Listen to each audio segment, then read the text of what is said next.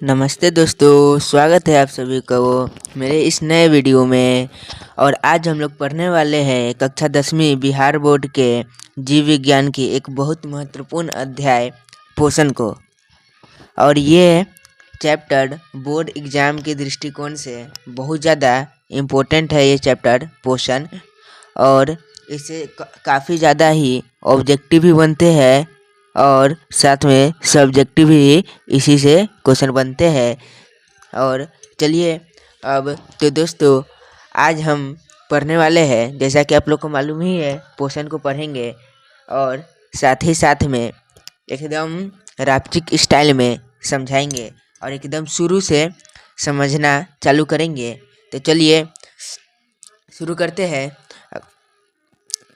और सबसे पहले आप सभी को होली आने वाली है, इसलिए एडवांस में हैप्पी होली। अब चलिए आगे बढ़ते हैं। आगे क्या कहता है? पोषण पोषण पोषण को इंग्लिश में न्यूट्रिएंट्स कहते हैं और ये कक्षा 10वीं के चैप्टर नंबर 1 से लिया गया है। जैव प्रक्रम का ही एक पार्ट है।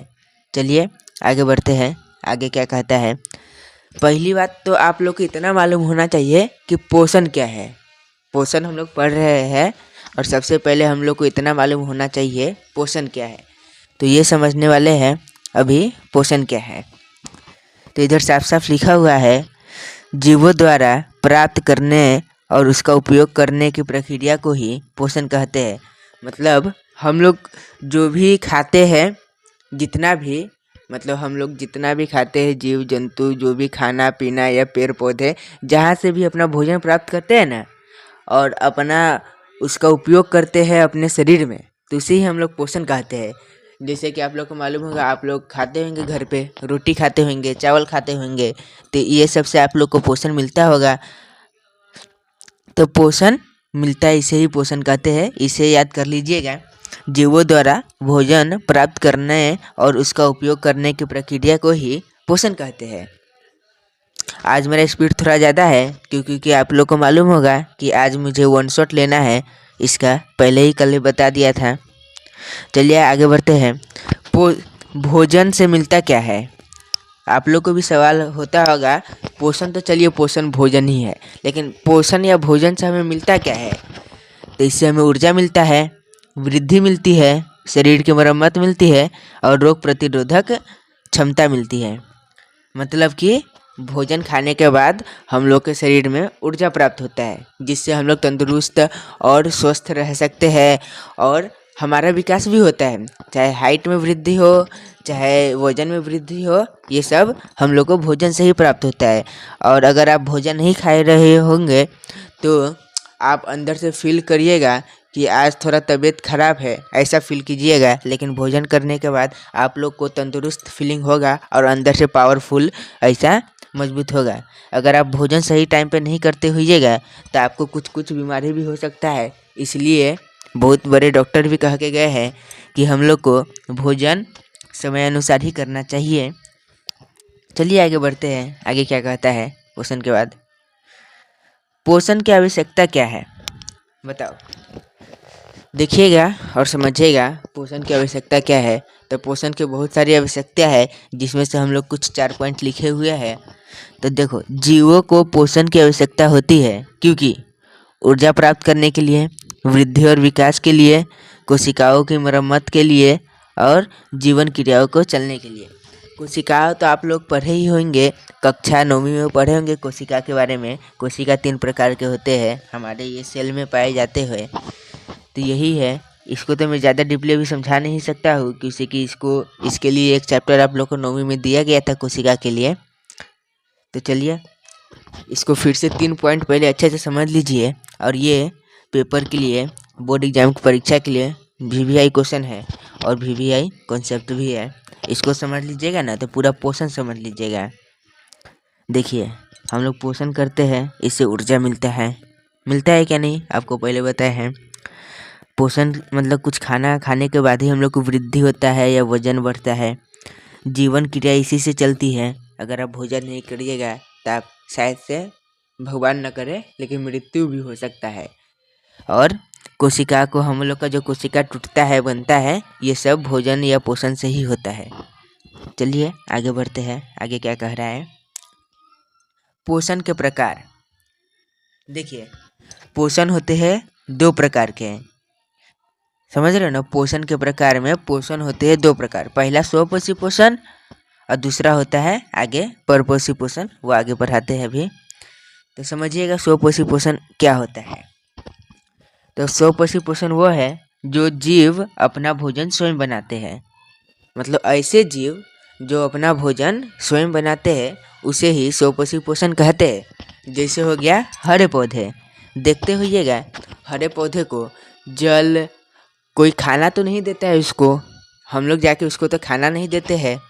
उनका खाना जो होता है वो सूर्य, यही प्रकाश संश्लेषण द्वारा बनता है, तो इसीलिए हम लोग इसे कह सकते हैं ये स्वपोषी पोषण है। और ऐसी क्रिया जो प्रकाश संश्लेषण द्वारा होती है उसे हम लोग स्वपोषी पोषण कहते हैं। जैसे इसमें हरे पेड़ पौधे ही हो सकते हैं। चलिए आगे बढ़ते हैं। आगे क्या कहता है, देखिए इधर समझाया हुआ है पेड़ को स्वपोषी पोषण क्यों कहते हैं और पेड़ अपना भोजन कैसे बनाता है। देखिए ये पौधा है, ये जो है कार्बन डाइऑक्साइड लेता है, इसके लिए आवश्यकता होता है, ऑक्सीजन छोड़ता है और सूर्य का प्रकाश लेता है। पौधों में प्रकाश संश्लेषण की क्रिया, सॉरी हाँ, देखिए एक मिनट, इसमें खनिज होता है, जल होता है, मिट्टी के माध्यम से खनिज और जल मिल जाता है, हवा में कार्बन डाइऑक्साइड ले लेता है और सूर्य का प्रकाश मिल जाता है। और पौधे में पहले से ही क्लोरोफिल पाया जाता है, इसमें पहले से ही क्लोरोफिल पाया जाता है। ये सब पौधे जो है इसमें क्लोरोफिल पाया जाता है जिससे ये हरे रंग के दिखते हैं। चलिए आगे बढ़ते हैं। दूसरा परपोषी पोषण क्या है, चलिए बढ़ते हैं परपोषी पोषण की ओर। अगर मुझसे कुछ गलती हो रहा होगा तो उसके लिए मुझे माफ़ कर दीजिएगा। चलिए बढ़ते हैं परपोषी पोषण। इसे हेट्रोट्रोफिक न्यूट्रिएंट्स भी कहते हैं, परपोषी पोषण। तो देखते हैं क्या है, जो जीव अपना भोजन स्वयं न बना के दूसरे पर निर्भर रहता है तो उसे ही परपोषी पोषण कहते हैं। जैसे में हो गए मानव और पशु। देखिए हम लोग किसी न किसी तरह से दूसरे जीव पे निर्भर रहते हैं खाने के लिए, कुछ के लिए भी। जैसे देखिए आप लोग अगर शाकाहारी होंगे तो आप लोग वेजिटेबल मतलब सब्जी के लिए भी पेड़ पौधे पे निर्भर है। अगर आप लोग मांसाहारी होंगे, चाहे आप लोग कोई भी प्रकार के जीव जंतु पे आप लोग निर्भर होंगे, तो इसे ही हम लोग परपोषी पोषण कहते हैं। जो जीव अपना भोजन स्वयं न बना के दूसरे पे निर्भर हो उसे ही हम लोग परपोषी पोषण कहते हैं। चलिए आगे बढ़ते हैं, क्या कहता है आगे, इसे इतना ना याद कर लीजिएगा। ये प्रकाश संश्लेषण क्या है, ये MVVI है। प्रकाश संश्लेषण क्या है, परिभाषा देख लीजिए, यहाँ से आपको 2 नंबर कंफर्म हो जाएगा। और ये इसके लिए बहुत ज़्यादा मेहनत करना होगा, ये जल्दी समझ में आने वाली बात नहीं है, तब पर भी आप लोग समझने का कोशिश कीजिएगा।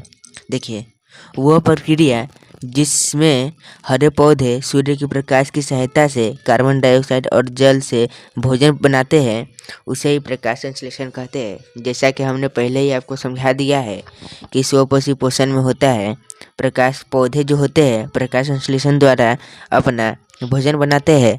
तो प्रकाश संश्लेषण के लिए महत्वपूर्ण जो इसमें है सूर्य का प्रकाश है, कार्बन डाइऑक्साइड है और जल है। समझ में आ रहा है ना, इसको हाईलाइट कर देता हूँ आगे। सूर्य का प्रकाश, कार्बन डाइऑक्साइड और जल, यही इम्पोर्टेंट होता है इसके लिए। चलिए आगे बढ़ते हैं। मतलब कि वह प्रक्रिया जिसमें सूर्य के प्रकाश की सहायता से और कार्बन डाइऑक्साइड और जल से भोजन बनाते हैं ना, उसे ही प्रकाश संश्लेषण कहते हैं। चलिए आगे बढ़ते हैं। देखिए इधर लिखा हुआ है आवश्यक तत्व। इसमें देखिए सूर्य का प्रकाश है, क्लोरोफिल है, कार्बन डाइऑक्साइड है और जल है। देख सकते हो, सॉरी हाँ क्या हो रहा है, इसमें देखिए सूर्य का प्रकाश हुआ, क्लोरोफिल, कार्बन डाइऑक्साइड, जल, इसमें इतना ही महत्वपूर्ण है इसको करने के लिए। और इसका समीकरण ये ऑब्जेक्टिव के लिए भी आई है। इसको किसी भी तरीके से आप लोग याद कर लीजिएगा। देखिए CO2, पहली बात समीकरण क्या कहता है, CO2 प्लस H2O। इसी से मतलब कि इसके आगे यहाँ पे लिख दीजिएगा सूर्य का, मतलब कि देखिए डायरेक्ट समझा, इस पर लिख नहीं पा रहा हूँ।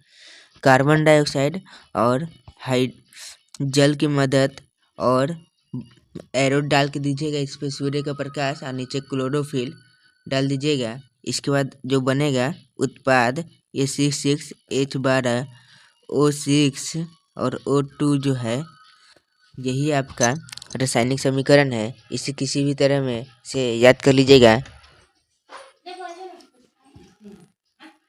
सॉरी दोस्तों, किसी वजह से कट गया था वीडियो बनाने में। चलिए आगे बढ़ते हैं।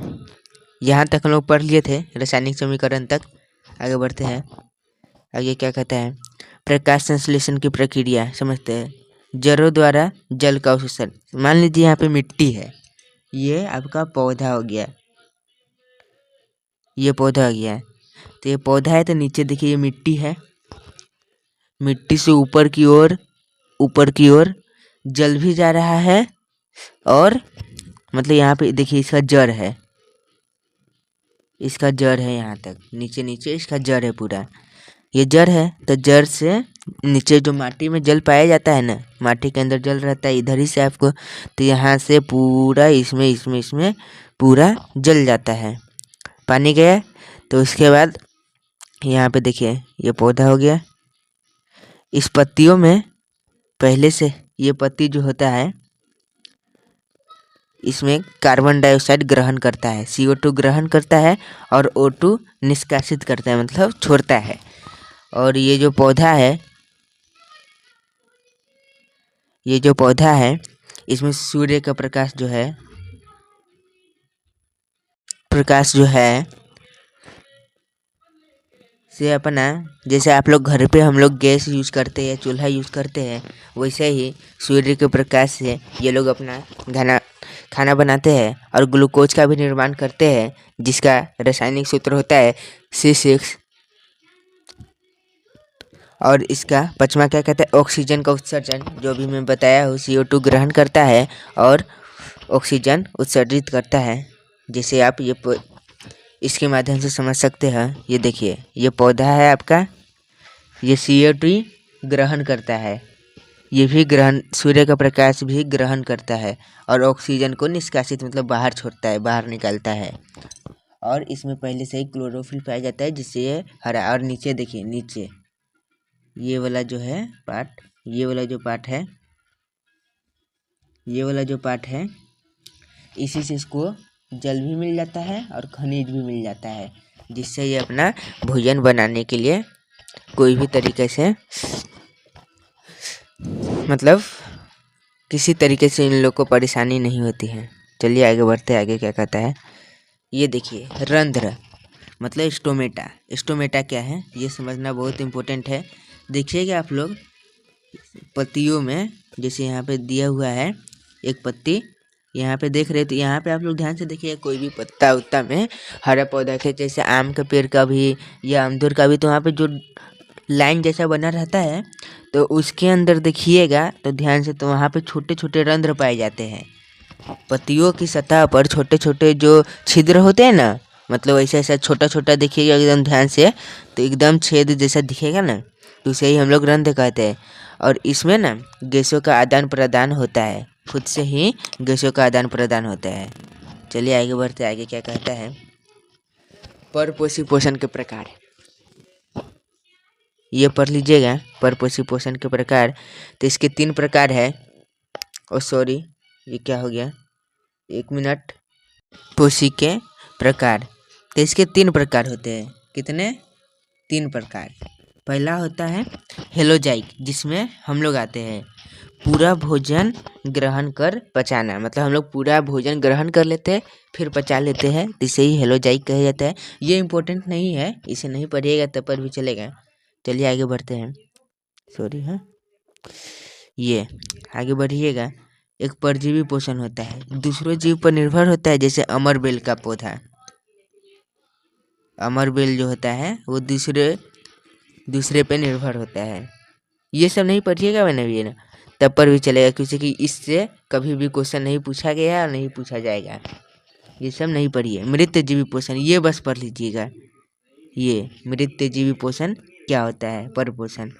तो मृत जीवों से प्राप्त करने वाले को ही मृतजीवी। देखिएगा आप लोग, जैसे कोई भी मनुष्य मर जाता है या फूकने के बाद या किसी को दफना देते हैं, तो उसके बाद देखिए कुछ दिनों के बाद, कुछ हफ्तों के बाद या कुछ महीनों के बाद वहाँ से धीरे धीरे वहाँ पे देखिएगा तो कीटाणु उटाणु लगना शुरू हो जाता है अंदर ही अंदर, माटी के अंदर। और उसके बाद देखिएगा आप जब भी 1 महीना बाद उसको फिर से देखिएगा, खनने का कोशिश कीजिएगा, तो उसके बाद आप देखिएगा कि शरीर नहीं है, पूरा एकदम गायब हो गया है। तो उसे मृतजीवी जो कवक वक बैक्टीरिया होते हैं ना, वो सब खा जाते हैं, जिससे वो पूरा साफ हो जाते हैं। तो वही उसे कवक कहते हैं। ये थोड़ा पढ़ लीजिएगा इसके उदाहरण में। तो उदाहरण में कवक हो गया,